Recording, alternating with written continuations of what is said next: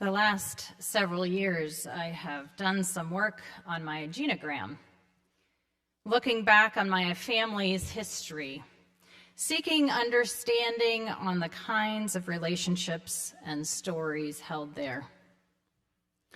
In the process, I've come to understand there have been stories of mental health challenges, a death by suicide, stillborn infants, unresolved grief, difference in treatment of sons and daughters, unhealthy use of silencing, and passive-aggressive communication. Some of these stories I had known of before, but there were definitely others that I did not. I was much more familiar with the stories of my family's deep faith, hard work, hospitality, and tight-knit communities where love of each other, of music, mission, and God were valued. I had come to value the stories of the knowledge that has been passed down through my agrarian roots that taught me how to grow food and preserve it. To see that beauty is all around us in the wild wonder of creation, and to value hard work and steadfast courage forged from a deep well of faith. Standing here knowing all of these stories now, I can say that I'm grateful to know all of them, as difficult as they are. Slowly, these stories are becoming integrated into my story. It's so easy to talk about the positive, uplifting stories of our lives and push down the difficult and painful ones. But the truth is, if we are human, and I don't think AI has caught up to this yet of actually duplicating a human, we are all in the human path. Every one of us holds stories of complexity, interwoven with pain and joy, questions and answers, certitudes, and definitely uncertainty. Well, Jacob certainly carried complexity in his family story. And we just got a snippet of it this morning, and not necessarily connected with his family, so I want to give you a broad sweep of what led him to this place of wrestling. Jacob is a grandson of Abraham and Sarah. He's the second twin son of Isaac and Rebekah, the younger twin with Esau, his brother. From the time they were born, there seemed to be competition. And it couldn't have helped that Esau was Isaac's favorite and Jacob was Rebekah's. Esau loved the outdoors, hunting and wild game, and Jacob liked being around home and learned to cook. And there were also the social practices and norms at the time to give the honor of the birthright, property, and favoritism to the oldest son. But in this story, Jacob pressured Esau to give his birthright to Jacob. And then ultimately, Rebekah orchestrated Jacob to fool Isaac into giving Jacob his blessing, reserved for the eldest before Isaac died. Favoritism, jealousy, hate, manipulation were all in Jacob's growing up years. Also intertwined with a family that was seeking to be faithful to God. Once Jacob received Isaac's blessing, he left his family upon his parents' encouragement to flee Esau's rage. He was also told to seek out a wife from Rebekah's family. And thus began his story in Laban's household, where he did find his wives, where manipulation, lying, and trickery met him. And yet, he also encountered love, family, and prosperity. After around 20 years, Jacob wanted to return to his family and in fact had received a message from God saying as much to do so. And once he was able to finally negotiate leaving with Laban, his father-in-law, he began staging his reunification with Esau.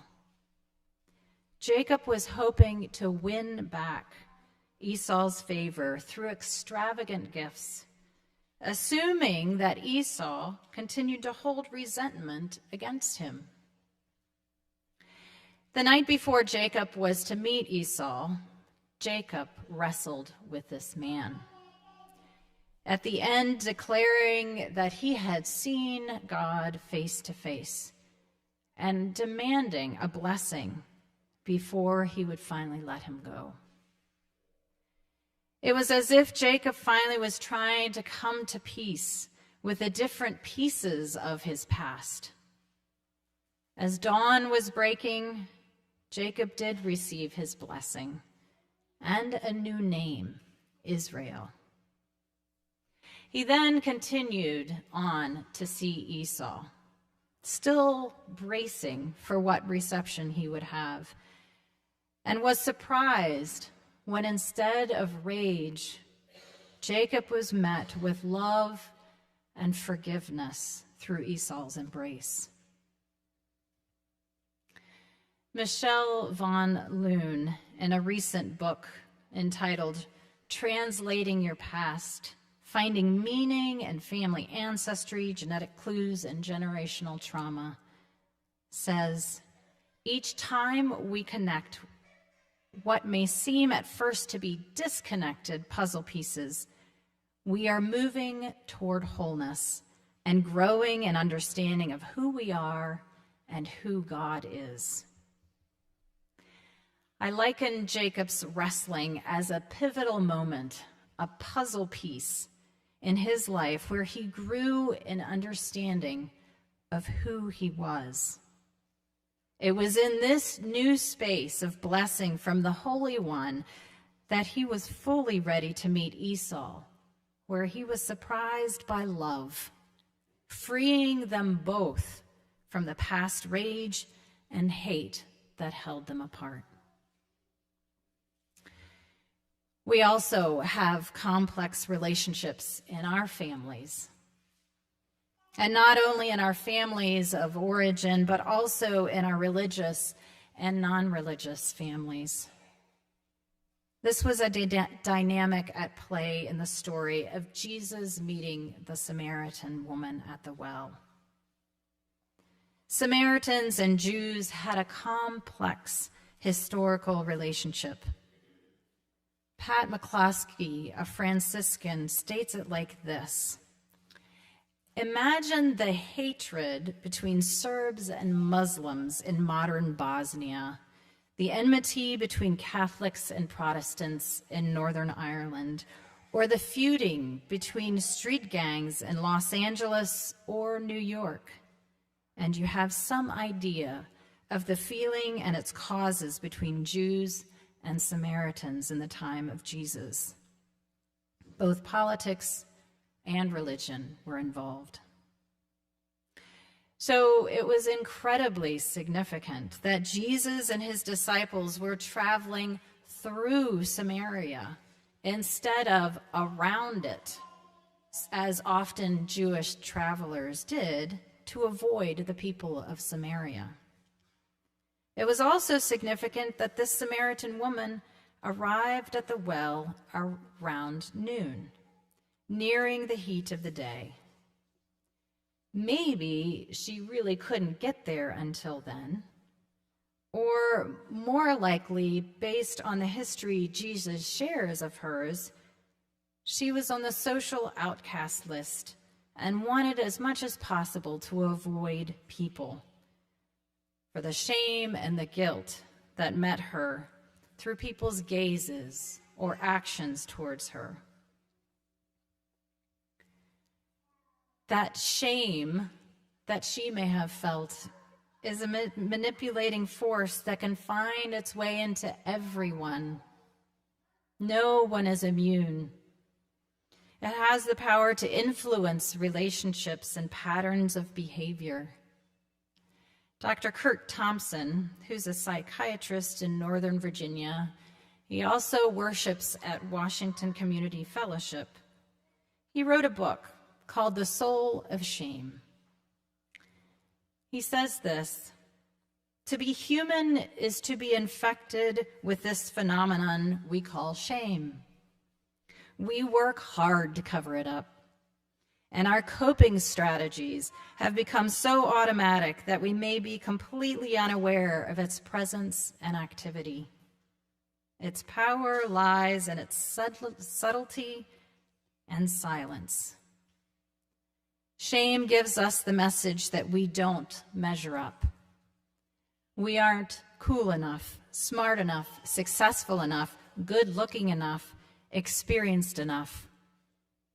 It is the message that we are not enough. And if you can identify with any part of this sentiment and the emotions that can be drawn to the surface as a result of it, then you have a little taste into what the Samaritan woman may have been living with. And so Jesus encounters this woman at the well. And he doesn't operate from the cultural pressures, and so requests a drink from her. And she understandably questions him. For all she knew, it could have been a trap of some kind to take advantage of her. But instead, their conversation becomes one in which Jesus speaks about a living water that will quench all thirst. He divulges the woman's relational history, then concludes with a vision of worship occurring not just in the sacred places that are mentioned on a mountaintop or in Jerusalem, but insinuating that the Samaritans and Jews may worship together. Once the Samaritan woman acknowledges her belief in the coming Messiah, Jesus then does the ultimate confession by saying that he is this one. Needless to say, her encounter with Jesus was transformative. Jesus saw her heart, knew her history. Jesus himself was vulnerable, disclosing who he was. And this act of vulnerability on Jesus' part, leaning into the relationship, sheds light on the shame she showed up with. The Samaritan woman comes face to face with an act of vulnerability filled with love instead of judgment. It is as if the power of shame disintegrated. Freed, hopeful, and joy-filled, she leaves and becomes the bearer of good news to her community, where Jesus ends up spending a couple of days with them, teaching, bridging, and perhaps being a pivotal part of healing the gap that had been there for centuries. Jacob and the Samaritan woman both carried complex stories. Their scattered and broken lives encountered vulnerable spaces where wrestling and revealing occurred, stripping the shame of its power, where being known, seen, and love continued a path of healing and wholeness. We are similar, holding complex stories, histories, pasts. We also have been created for relationships. These relationships are complex and difficult at times, and yet also bring us much joy. The same is so with our Creator. We long for deeper knowing and acceptance, love and grace, beauty and belonging. When we truly live from a well of these elements, we know what living water tastes like. It is what leads us on this journey towards wholeness. I realize that sharing of ourselves is vulnerable and can be scary. And I would like for us to encourage us to see it as Dr. Thompson puts it, vulnerability provides the opportunity for discovery and creation, for the emergence of beauty and goodness. For vulnerability, when done in a safe relational or communal setting, creates space for God to bring us to greater places of integration and resilience, creating within us undivided hearts, and where joy is the byproduct. It is a challenge to find those spaces in our scattered society. And sometimes our interior space can feel scattered as well, where we are cared for to be courageous, vulnerable, and truly open to transformation.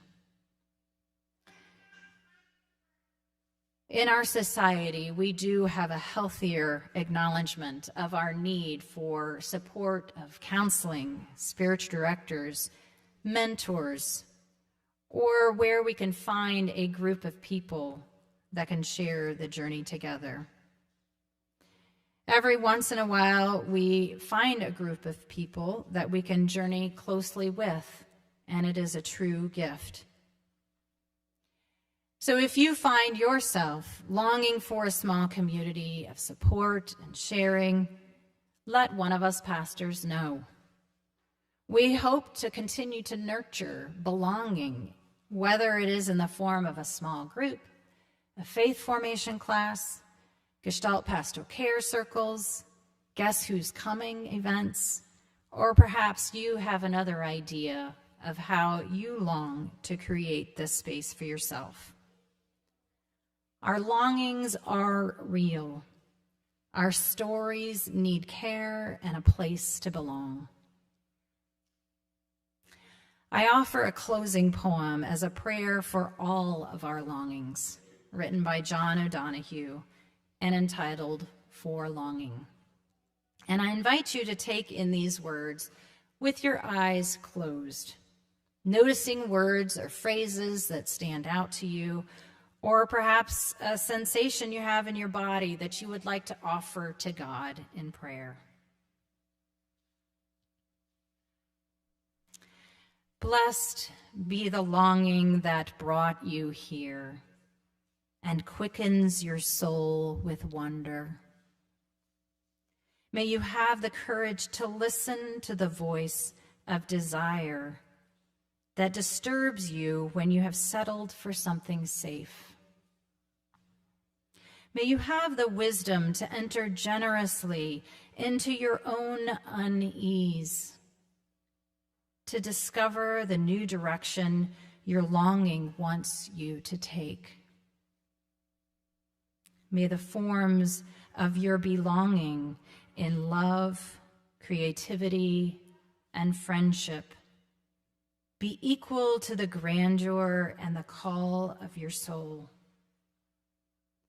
May the one you long for you.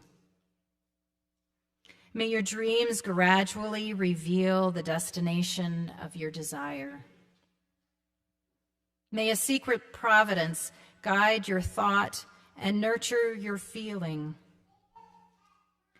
May your mind inhabit your life with a sureness with which your body inhabits the world. May your heart never be haunted by ghost structures of old damage. May you come to accept your longing as divine urgency. May you know the urgency with which God longs for you. Amen. I invite you to join with me in reading together the confession in your order of service. Together, God of wholehearted living, we wrestle with the realities of our scattered lives, striving to fulfill dreams and hopes. We feel the cracks within us, leaving us broken and confused, numb and fearful. We long for your streams of living water to flow within us, but confess we often get distracted. Forgive us when we allow our emptiness to lead us instead of your Spirit. Forgive us when our fear drives us more than love.